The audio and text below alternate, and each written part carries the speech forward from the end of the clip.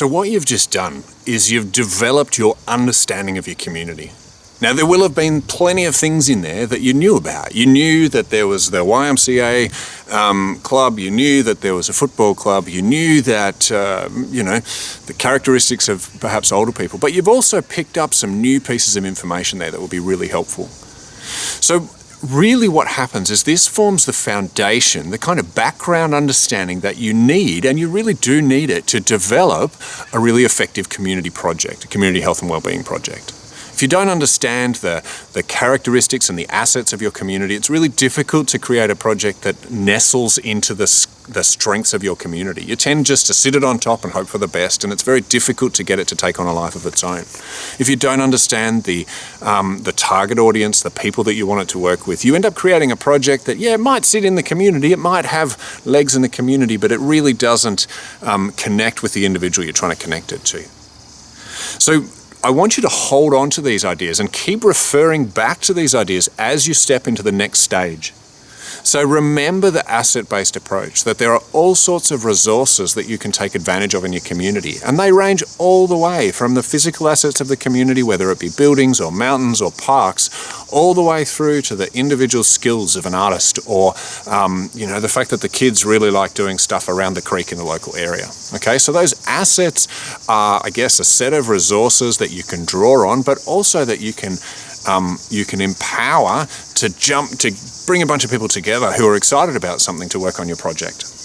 The data that you've gathered from the ABS will really give you, I guess, it's information you can't argue with. If the data says that, 25% of your population are unemployed, then guess what? 25% of your population are unemployed. This isn't something to be debated. This is some of the best data you can get. So keeping that in mind may help you to inform what you're doing.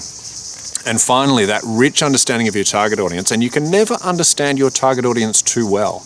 Okay, so you actually need to keep going back to the people that you're trying to work with and saying, tell me about your experience in the regions.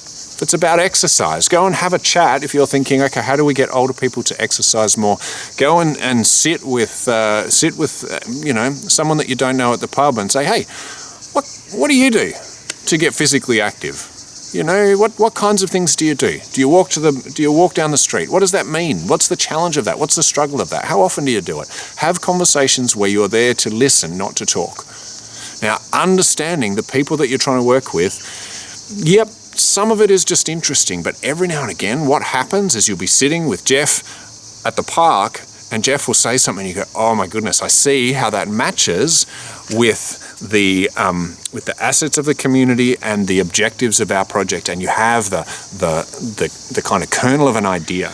Okay, so having lots and lots of these conversations, gathering this information constantly as a community worker makes a huge difference and will actually provide you with the seed of ideas that may well change the world a little bit. And that's what we're here for, is to change your community to improve the health and well-being of your community.